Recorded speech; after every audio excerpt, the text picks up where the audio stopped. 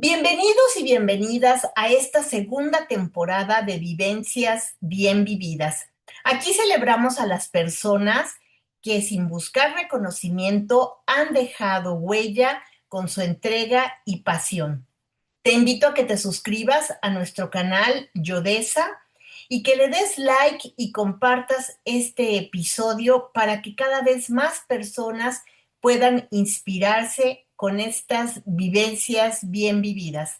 Soy Yol Hernández y hoy tengo el gusto de conversar con Susana García Uribe, una persona que ha dedicado su vida a la educación y cuya historia nos mostrará cómo la pasión y la entrega pueden dejar huella profunda no solo en sus estudiantes, en los docentes con los que ha trabajado, en las instituciones educativas, sino también en la sociedad. Vamos con ella. Hola Susi, ¿cómo estás? Muchísimas gracias por aceptar la invitación. Hola, Yola, qué gusto, es un placer. Estoy muy emocionada porque esta invitación que tú me haces cae en momentos súper interesantes en mi vida, en todos los sentidos, y claro que tener una charla de estas características contigo es una gozada. Gracias por invitarme. Muy bien.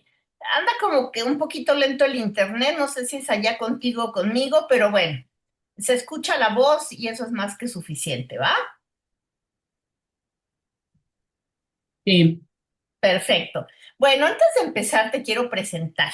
Entonces voy a leer una brevísima semblanza, de verdad que Ok. es brevísima para la trayectoria de Susi, pero me parece que es muy interesante lo que ella quiere compartir con nosotros. Y dice así, Susana Ah, qué bien. García Uribe tiene una familia maravillosa, conformada por Héctor, Andy, Viri y Mario y próximamente Begoña, ¿verdad?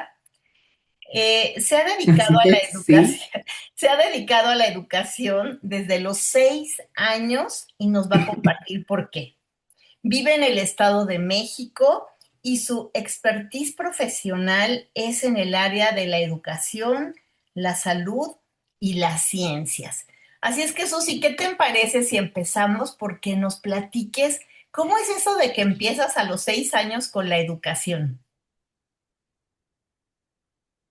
Sí, bueno, pues suena muy chistoso, ¿no? Porque dices, ¿cómo de que a los 6 que te dieron horas clase o qué pasó? Mira, nosotros cuando yo tenía 5 años nos mudamos a una casa propia, vivíamos en un departamento en una zona de la Ciudad de México, en edificios de esos edificios de departamentos grandes, de mosaico veneciano y de baños que eran grandes y pues yo no tengo tanto uso de razón de ese lugar donde vivíamos, pero sí tengo muy presente cuando llegamos a la casa donde actualmente todavía vive mi madre de 91 años. Ella era representante de Avon, de esos de Avon Llama, y me cuenta, porque no lo recuerdo yo, pero me cuenta que ella me llevaba a las capacitaciones a donde tenía que ir para saber cómo vender sus catálogos en ese entonces. Y yo todo el tiempo quería irme a la escuelita con mi hermano, pero pues yo no tenía todavía la edad para estar en ese entonces, no era de que a los 3 años entrabas a maternal. Y las maestras le decían a mi mamá en el kinder de mi hermano, pues tráigase a la güerita, ¿no? Se ve que siempre trae muchas ganas de andar aquí. Y luego mi mamá me llevaba y me dejaba ahí con mi hermano. Y yo recuerdo que tenían una fuente que para mí era una alberca, ¿no? Y me gustaba mucho andar en los salones. Y a la hora que iban por mi hermano, que yo no sé cómo se la pasaba él porque nunca le he preguntado, ni le pregunté en ese entonces, cuando ya iba mi mamá por mí, yo decía, bueno, ay, bueno, pues me la pasé a todo dar, yo creo, porque yo salía feliz. Y entonces tenía la idea de que en la casa había un patio y había jardincito y había niños en la calle, ¿no? Entonces, mi mamá siempre le ha gustado cantar.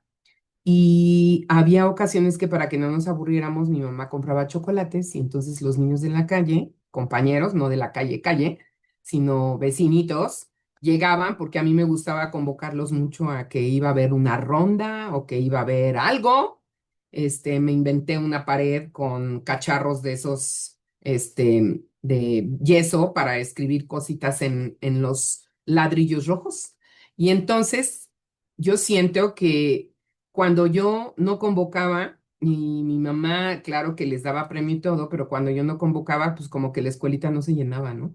Y entonces yo hacía mi labor y ya dejaba que mi mamá entregara premios, hiciera lo que quisiera y tal, pero sí había momentos, ya cuando fui creciendo, por eso digo que fue como a los 6 años, porque ya cuando fui creciendo, mi papá manda a hacer un garage y tapa una parte de ese que era el jardín.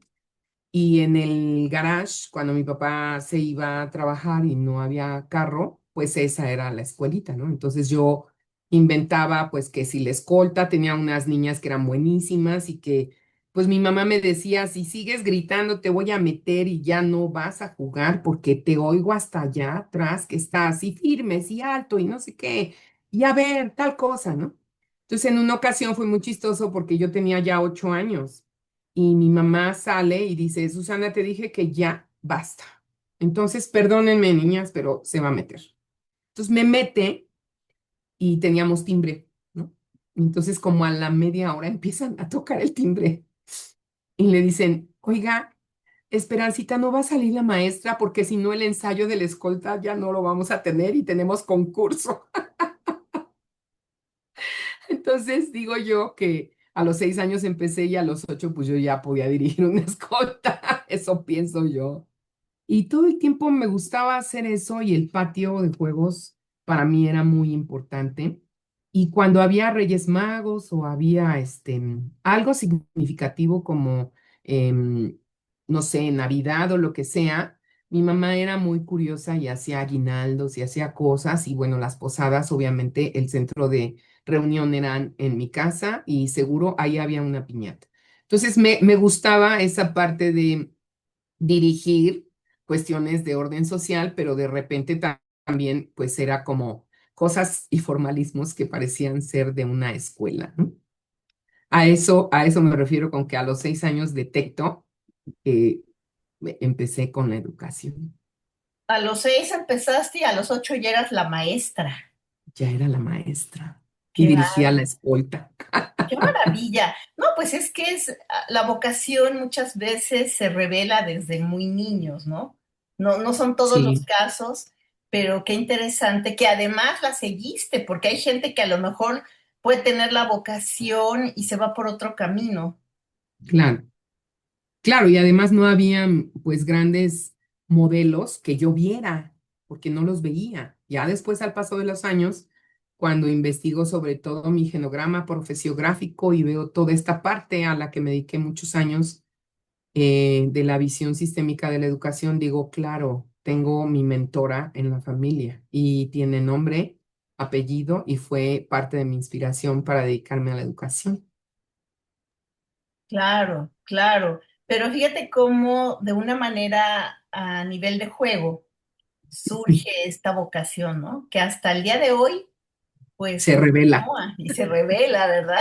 Sí, sí, sí. Sí, Susi, porque sobre todo, pues mira, creo que tu trabajo en la educación ha ido más allá de ser maestra, sino, y estar frente a un grupo, sino yo creo que la importancia de tu trabajo justamente ha sido el poder crear modelos, el poder orientar a profesores, o sea, ha ido más allá. Platícanos un poquito sobre eso.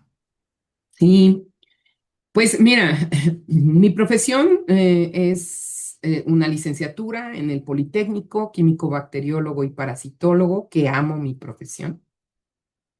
Y dentro de todo ese proceso, siempre había cabida o espacio para que yo me insertara en alguna suplencia, en que el maestro de laboratorio no llegó y me pedían que yo entrara. Y yo decía, híjole, pues sí, pero ya dar un laboratorio de microbiología ya era así como, pues voy a replicar lo que a mí me enseñaron, a ver si lo dejo igual, ¿no?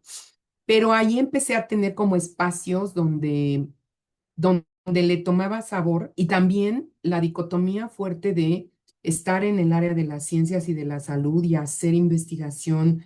Si tú quieres una investigación muy flat, muy básica, porque yo era como la auxiliar de alguno de los grandes tlatoanis de la microbiología, en donde yo hacía cosas para que los resultados fueran presentados pues por esos investigadores y tal. Y en ese entonces yo no detecto que me generara ningún problema. Era como sentirme de backstage y poder saber que lo padre era después irme a un aula y estar con alumnos, estar con estudiantes y hacer cosas para que aprendieran. Entonces ahí termino yo la carrera, conozco a mi esposo, nos casamos. Él era del área de investigación de biofísica, de ciencias biológicas, y era quien dirigía una parte muy importante de la parte analítica, porque pues aparte él es acá súper sesudo. Y resulta que dije, eso como que no es tanto lo que me gusta, ¿no?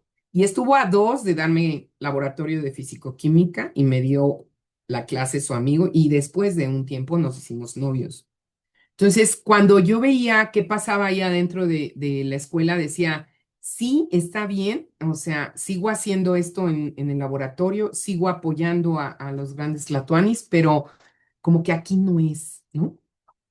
Y cuando salgo de la carrera, entré a un laboratorio de producción de biológicos veterinarios, de biológicos veterinarios y de biológicos también humanos. Y en ese proceso, poquito después, me llaman de un laboratorio que es ahora el que produce las vacunas en México, que es Birmex, pero en ese entonces era Winthrop Products y me caso. Como a los 2 años tenemos a Andy y cuando ya iba a terminar mi gestación, bueno, la gestación de Andy, me voy de incapacidad y antes de mi incapacidad, me llama Recursos Humanos y me dice, sabes que ya no te queremos en ningún laboratorio, porque evidentemente en ese entonces todavía había una gran cantidad de reactivos que podían tener, pues, de origen iatrogénico, le llaman, que pudieran tener algún daño al bebé. Entonces me mandan a el área de, no me mandan al área analítica, ni a inventarios, ni a nada, me mandan a capacitación. Entonces yo, ¿para qué te digo, no? De aquí soy. Y cuando regreso dije, bueno, pues ojalá me dejen en la misma área, pero evidentemente ya para mi crecimiento dentro de la empresa, pues era ya irme al área de producción, de control de calidad en producción. Y entonces tomamos la decisión, Héctor y yo, de que yo me retire del área laboral en la industria. Y estuve un año con Andy hasta que ya muy felizmente Héctor me dice, oye, creo que ya necesitas otra vez acción y puedes buscar algo que te llame la atención. Y muy cerca de ahí estaba una universidad en la que en algún momento di unas clases de química y fui a tocar la puerta y me abrieron el zaguán completo. Entonces empecé nuevamente con la parte en preparatoria, empecé con Prepa UNAM. Empecé a dar química orgánica y volví a recordar esas cosas bonitas de estar en un aula. Y pues pasaba por Andy, me daba bien la vida para todo eso y no dejaba de estar activa. Entonces, esa vocación, como bien lo dices, se respira en mi persona o la respiro desde muy pequeña y la retomo en varios momentos de mi vida. Y dentro de ello, el aula es algo que me apasiona. Sin embargo, el organizar, generar modelos de mejora de operación o de trabajo en una institución o de la gente que gestiona algo y que dirige algo, sepa que hay muchas maneras de poder tocar al estudiante desde la parte humana, pero también desde el rigor metodológico para la calidad en la educación. Y pues eso se me da desde siempre, ¿no? Desde que les decía en la escolta cómo tenían que hacer las cosas y me funciona. Claro que no siempre es agradable que estés de capataz porque no era esa la función, pero bueno, a ti y a mí nos tocó, ¿no?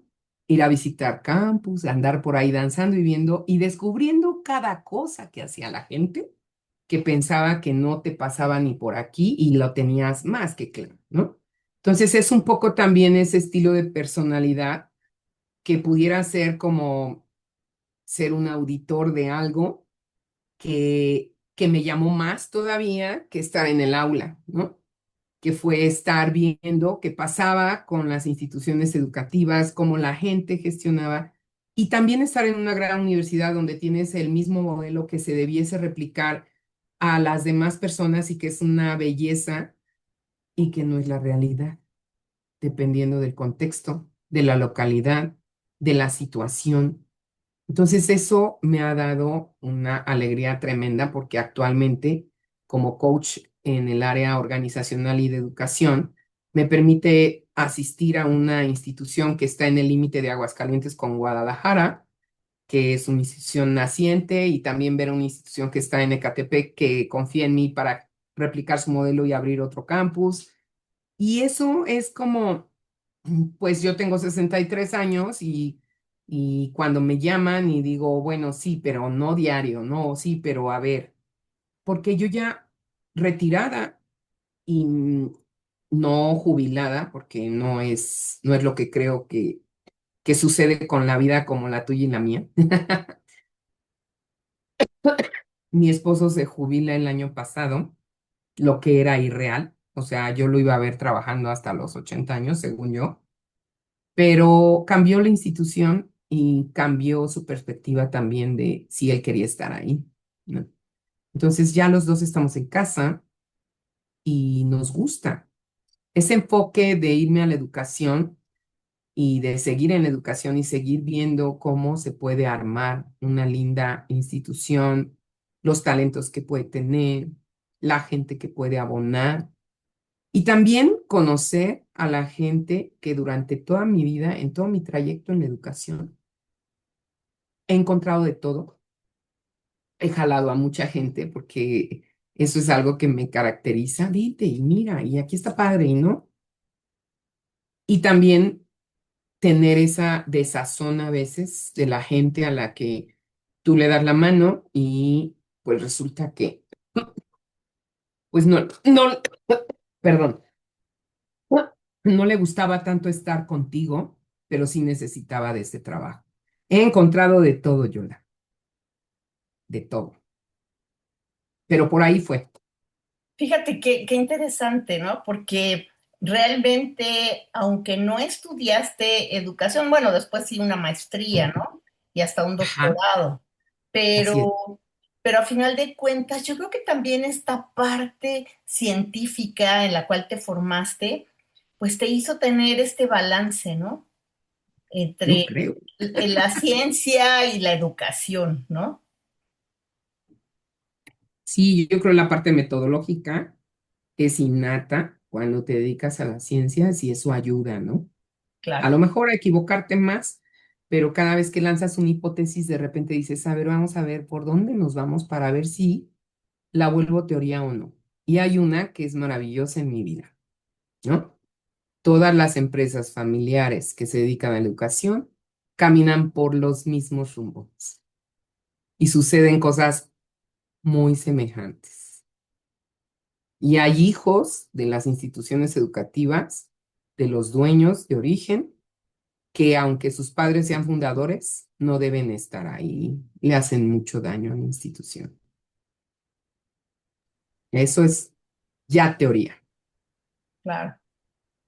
Claro, porque además la educación va más allá de un método, va más allá de una estructura, ¿no? Organizacional, sino que realmente es muy importante que haya esa vocación y esas ganas de poder pues ayudar a las personas a que se trasciendan a sí mismas, ¿no?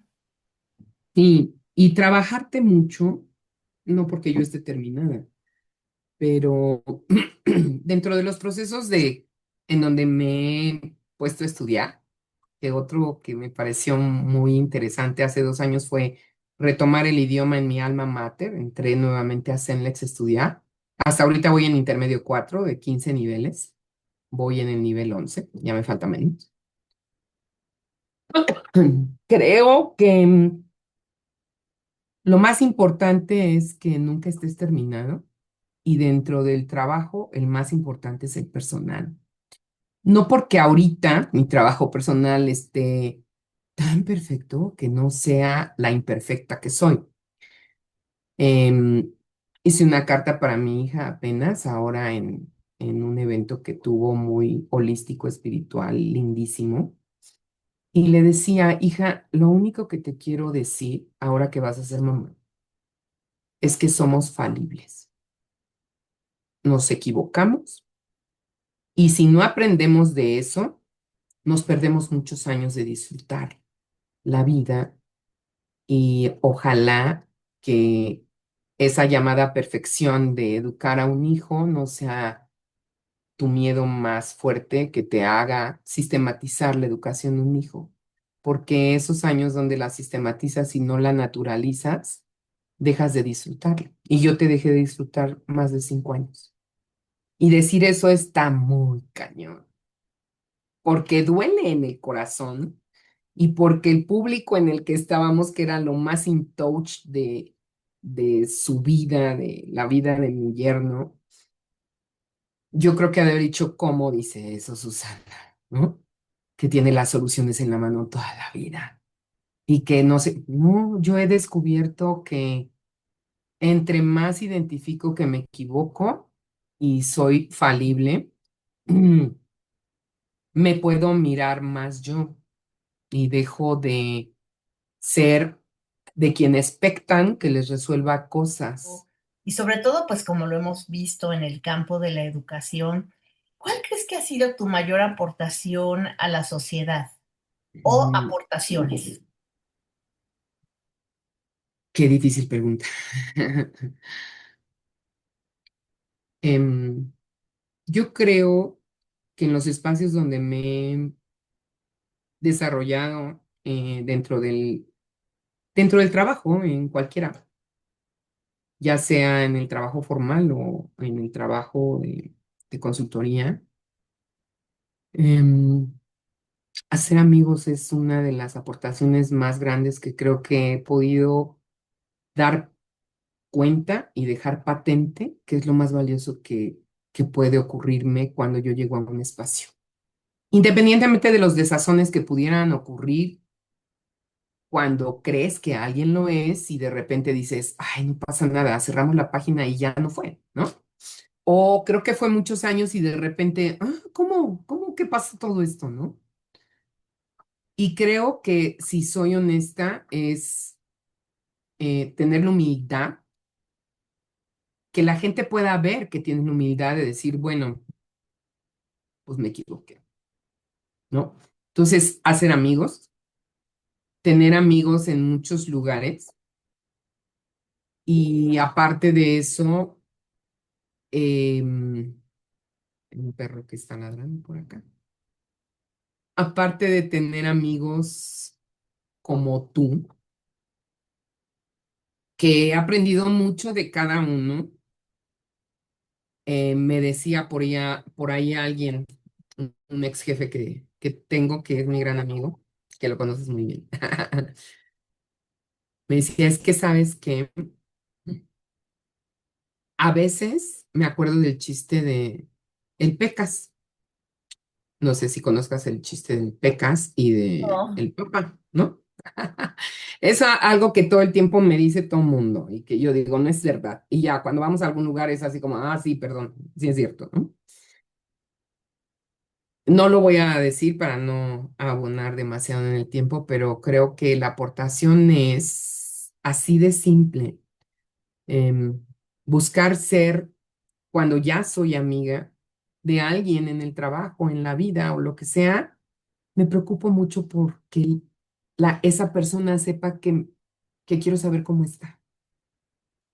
Y mis hijas, por lo pronto, como que es mi legado más inmediato a la educación, empezando por la de ellas, saben que para mí la amistad es lealtad, es cariño, es preocupación por esa persona Y dentro de ellos tenemos una diferencia brutal en esa forma de ver a los amigos, Héctor y yo, ¿no?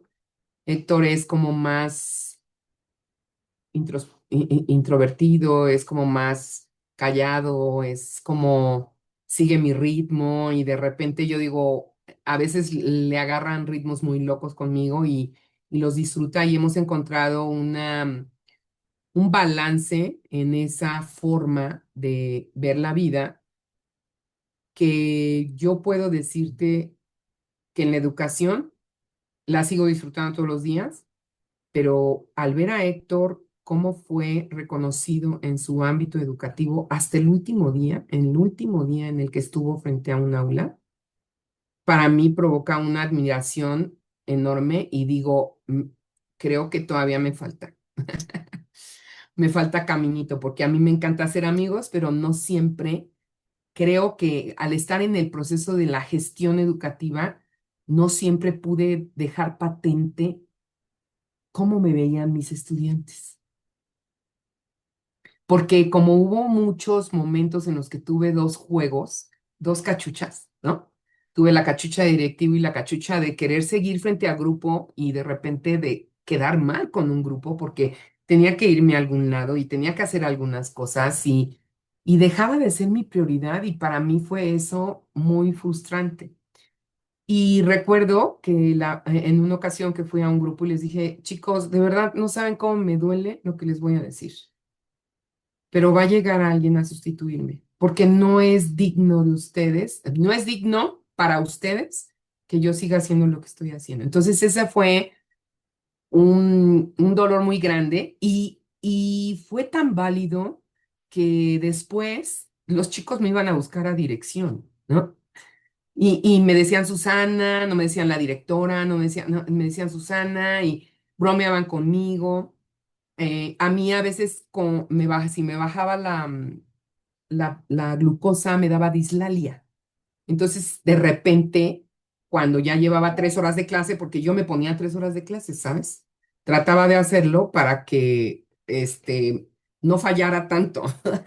Entonces, cuando hice eso, pues había veces que ya la hora y media yo les decía, a ver, váyanse a tomar un descanso y tal, me sentaba y me di cuenta que como que se me trababa un poco la lengua. Tengo una gran amiga que fue mi alumna hace 1000 años, que por cierto el día de mañana la voy a ver, que me llevaba, iba a la cafetería y me llevaba, no sé, algo, una Fanta, algo azucarado, y que de repente nos quedamos con la frase de mochila azul, ¿no? Mochila azul. Le decía yo, pero ¿de dónde sacas eso tú? Dice, es que cuando te pusiste mal, la vez que te pusiste muy mal, de repente me decías que la mochila azul, la mochila azul. Y ella es una gran amiga que me hizo ver cómo ese tiempo disfruté tanto. Entonces, por eso es que creo que mi legado se queda hasta el día que reconozco que no quiero estar en el aula de esa manera. Y que lo vean, que sepan que un maestro que va y se planta en el aula porque no tiene opción, pero no tiene pasión y su vocación está olvidada porque era ingeniero bioquímico o era ingeniero petrolero o era físico matemático y pues ni modo, no hubo trabajo y se fue a dar clases, no vale la pena que sufran de esa manera. Y creo que ese es el legado. No sé si tal vez también es mostrarme como un ser humano totalmente vulnerable y esa mochila azul pues significó eso. Necesito ayuda, algo me está pasando y no conecto. No, sin duda. Y Susi, es que es tan hermoso esto que me comentas de los amigos, porque a final de cuentas es difícil encontrar amigos en los trabajos, ¿no? Casi siempre hay Sí, intereses de por medio, muchas veces se fingen ser tus amistades y después, pues, cuando hay que decidir un amigo, creo que de los pocos, así como tú, que conocí en mi trabajo, siempre decía de que lloren en tu casa a que lloren en la mía, ¿no? Que así es es en el cierto. trabajo, así es en el trabajo, ¿no? Sí, tuve un jefe así. Sí, o Lo sea, la recuerdo verdad, en este momento y digo, me dio un flashback así de, no, pues es que de que lloran en tu casa, que lloran en la mía, en la tuya. así es. Así, Así así es en fue. el trabajo, ¿no? Así es en el trabajo y Ujú. por eso es difícil encontrar amistades en el trabajo porque hay intereses de por medio. Sí, Pero qué sí, maravilla que una de estas aportaciones para ti, para tu vida y también para los lugares donde trabajaste fue tener esta mentalidad de que sí se puede tener amistades en el trabajo. sí. Y tengo amigos entrañables todavía de hace más de 30 años, ¿no? Más, sí, No, y es más, que además se convierten en familia, ¿no? Y en sí, esta red de apoyo emocional que uno va tejiendo durante la vida, ¿no? Para que precisamente, pues en momentos en los que ellos te necesiten o tú los necesites a ellos, o simplemente el hecho de disfrutar algo, pues sí, tengas a alguien con quien sabes que realmente te aprecia, ¿no? claro, claro. Y también sabes que aprendo que hay quienes te conocen en tus peores momentos de esa historia laboral, en los peores. Y de repente tengo un amigo que ya llevo 4 escenarios de trabajo con él. En dos lo he llamado. Y en el último él me llamó y me dijo, oye, creo que tú podrías hacer esto con esta universidad donde estoy trabajando. Y yo, ay, ¿de verdad es en serio? Y me dice, de los dos anteriores lugares donde hemos coincidido en el trabajo, yo era su jefe directo en uno de ellos, era la directora general. Y le decían las demás personas, no, es que luego a mí me da miedo. Es que luego, no, es que es súper estricta. Ya viste que lo que teníamos en Drive ya no los bajó y lo borró y no sé qué. Y les dije, mira, yo he trabajado con ella en más de 3 etapas de su vida y de la mía. Y lo único que puedo decirte es que gracias a que eso hace ahora, no perdí 2 trabajos después. Porque a lo mejor suena muy rudo, pero tiene una razón de ser y casi siempre cuando Susana te dice algo o hace algo que ya te avisó que iba a hacer y no pusiste el mínimo cuidado, te está protegiendo, ¿no? Y bueno, cuando dice eso, le digo, mira, yo voy por la vida sin pensar que a los lugares donde llego a dirigir, pues les voy a caer bien a todos. Porque como después del aula, casi todo el tiempo, durante 30 años, toda mi labor ha tenido que ver con dirección o con, no sé, organización o con operación. Y cuando yo opero es así como, ¿no? Es como mi adrenalina. A veces la gente piensa que no respeto sus tiempos o sus momentos y la operación casi siempre exige respuestas muy prontas.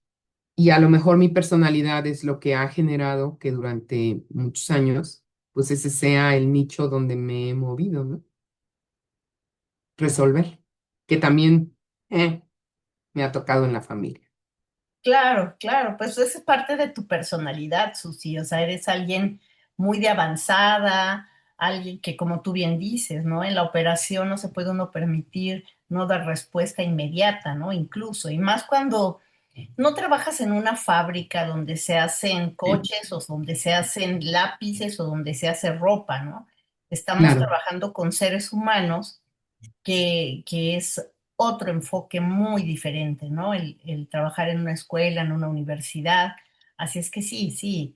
Y justo te quiero preguntar, Susi, ¿cuáles han sido esos aprendizajes que te ha dejado este camino?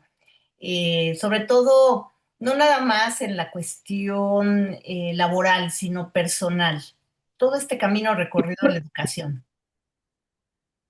fíjate que trasladándola a la vida personal netamente, que impacta en lo que ya viví en mi vida laboral, es tomar mi lugar en mi sistema a fregadazos, ¿no? Em, respetar en lugar de los otros hagan las cosas como los hagan, aunque no me guste. Y algo muy importante fue el aprendizaje que tuve el año en el que mi padre partió.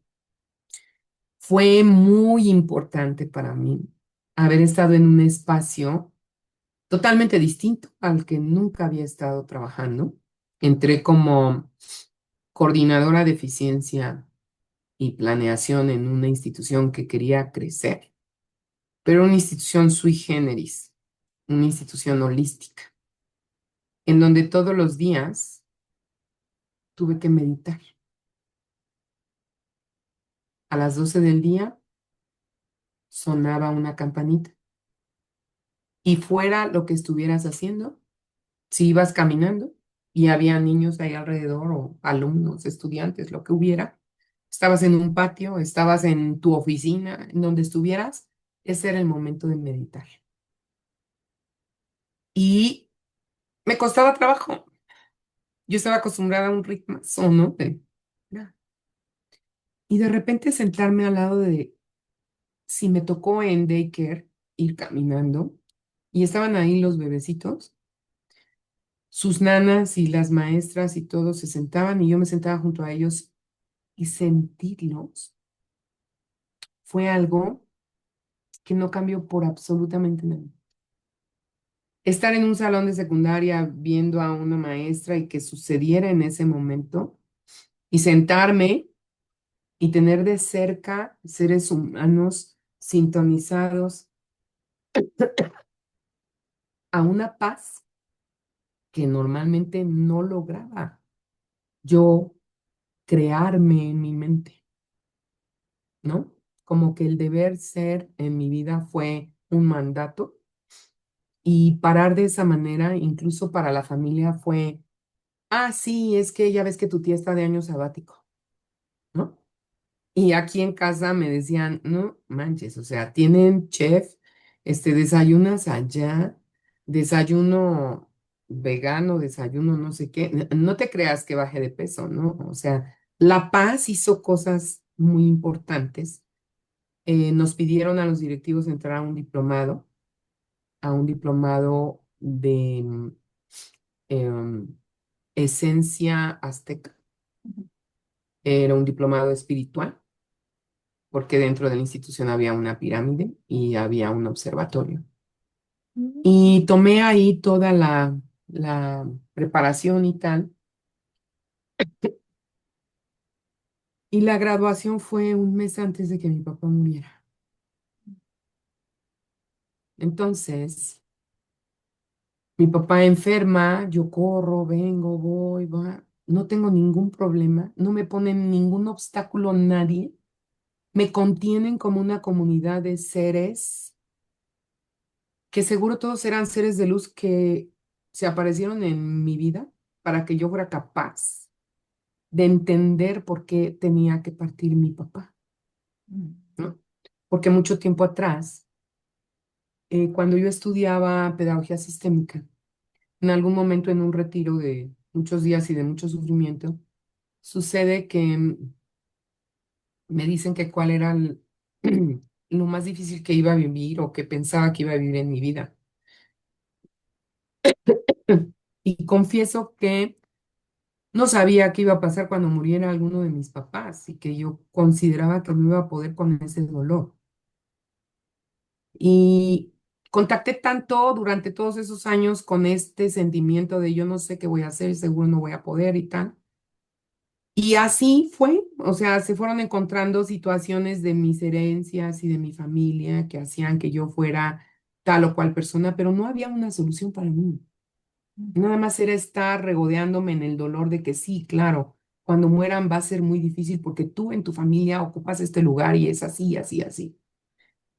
Pero magistralmente Dios me pone en un lugar distinto, que ya no es aquel. Y en este me voy a graduar a Xochicalco. Nos fuimos a graduar ahí a un lugar que se llama Piedra Rajada. Y en esa ocasión recuerdo que tuvimos una noche de contemplación, ¿no? Y ahí fue la graduación. Fue más o menos por mayo, y mi papá murió el 21 de junio, cerca del Día del Padre. Y después volvimos a regresar para hacer un ritual muy importante de empoderamiento.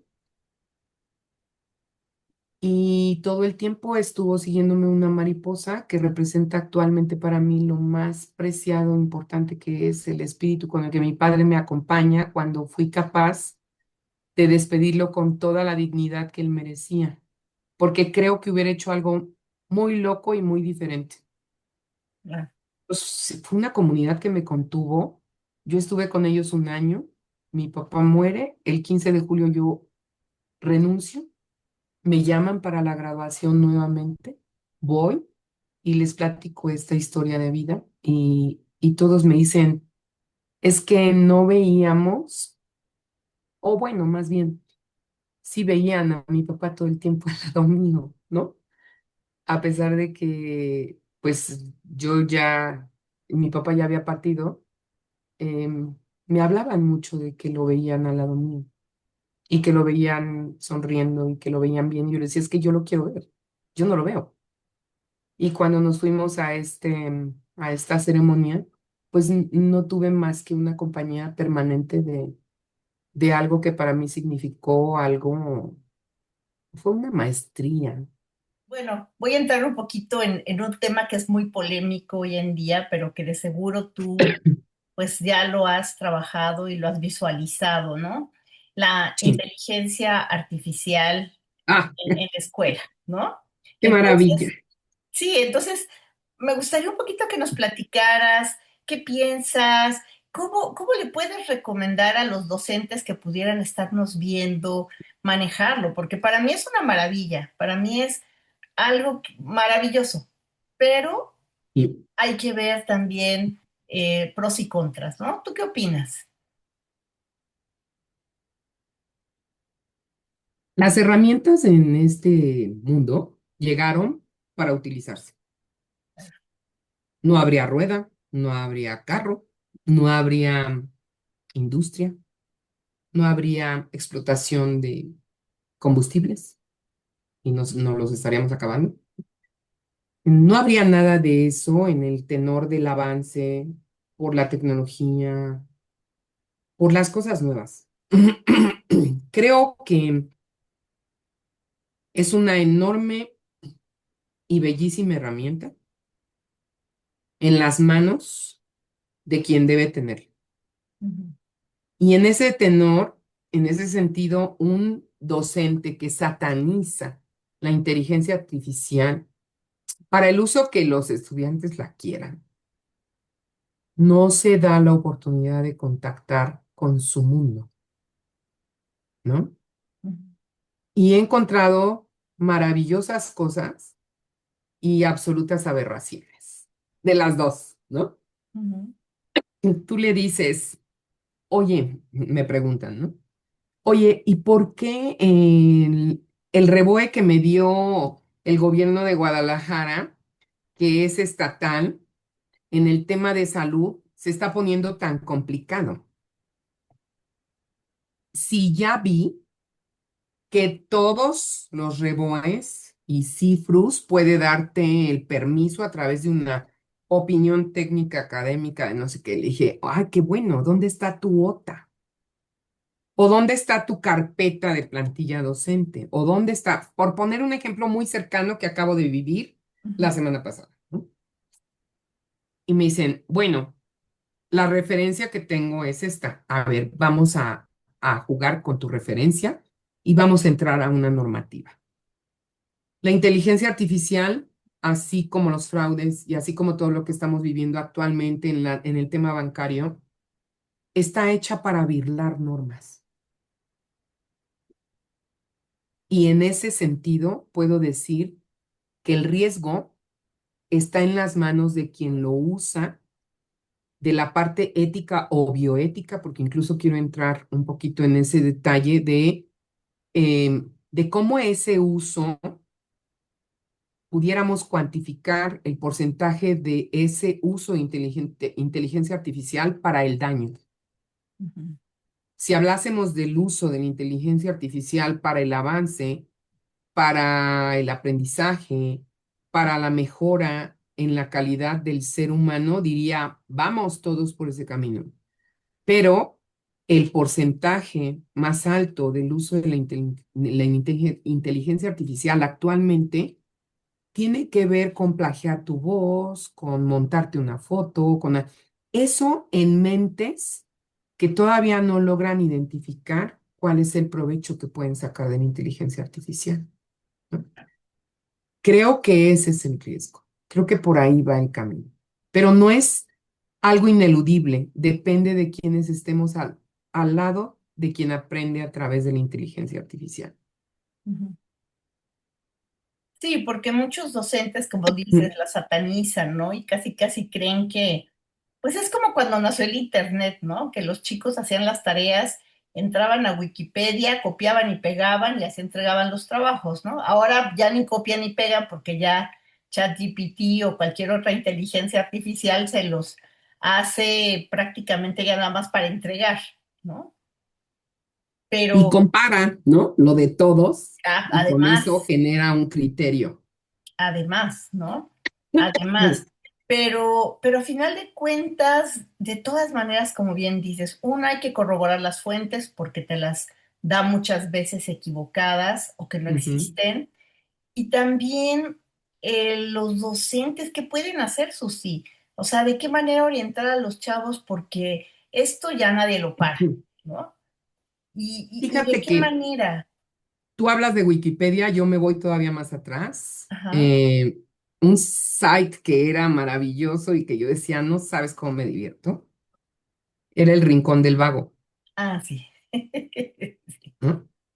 Si hablásemos del Rincón del Vago y hablásemos de quienes han plagiado tesis completas, bueno, tendríamos que hacer una plática alterna a esto. Ujú, Pero creo que el docente primero necesita ser súper resiliente con lo que ocurre en el contexto de la educación y no estar enojado, porque cuando te acuden a inteligencia artificial y los descubres, porque te vuelves el fregón del planeta que a ti nadie te ve la cara, ujú. alguien me decía, quien sabe hacer un buen acordeón es porque, perdón, quien agarra los buenos acordeones de sus estudiantes es porque en su vida de estudiante supo hacer los mejores acordeones, ¿no? Los más ingeniosos. Ujú, Y yo decía,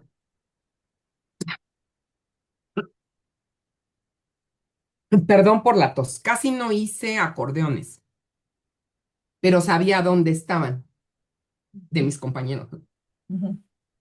Y entonces, claro que cuando te espantas de que alguien lleve un acordeón y no te tomas el tiempo, los mapas mentales, por ejemplo, para mí eran maravillosos, y yo dejaba que sacaran su mapa mental y me decían, pero es que trae datos, ¿por qué estás dándoles oportunidad cuando apenas empezaba a dárselas?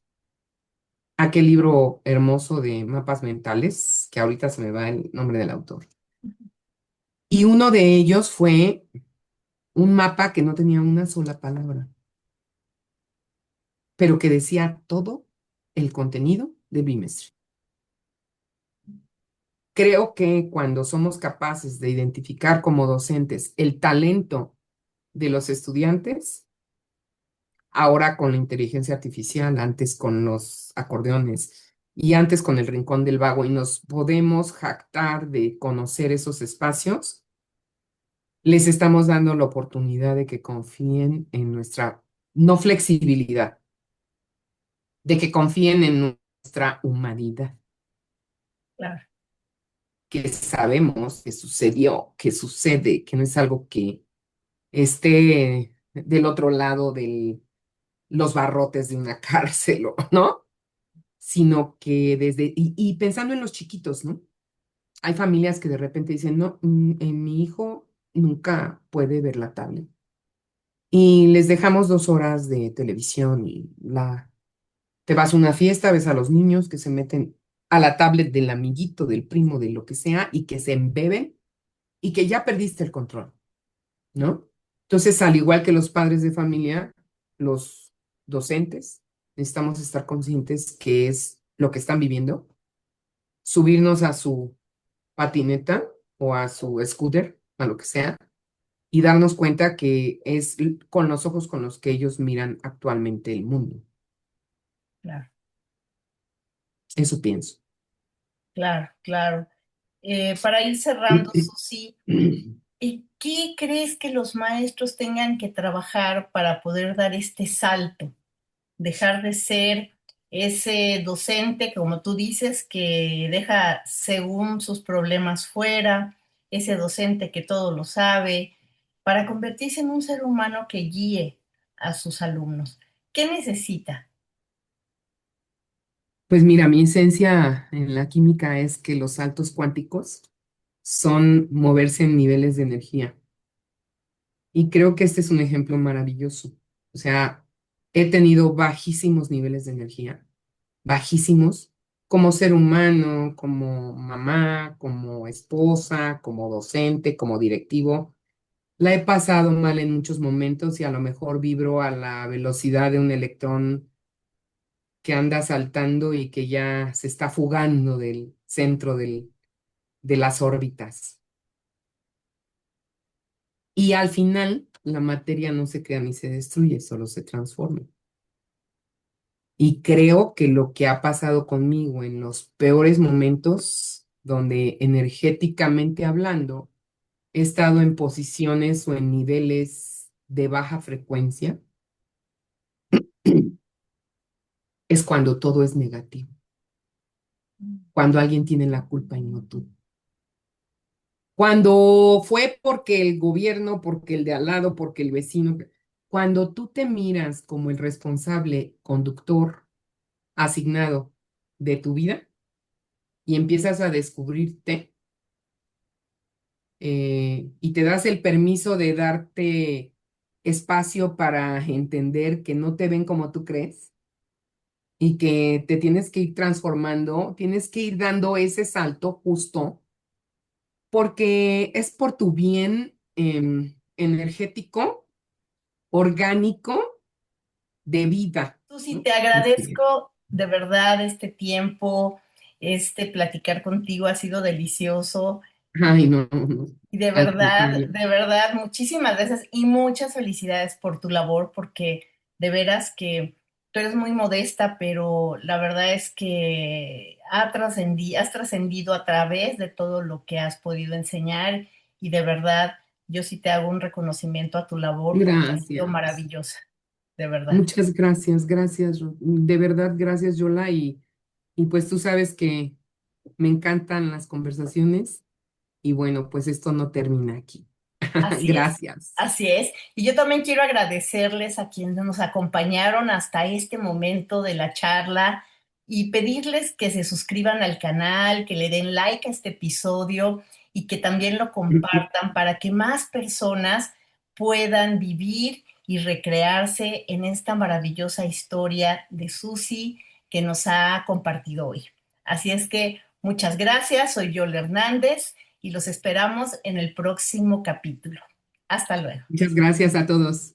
Susi, te Este, agradezco de verdad este tiempo, este platicar contigo ha sido delicioso Ay, no, no, y al contrario. de verdad, muchísimas gracias y muchas felicidades por tu labor porque de veras que tú eres muy modesta.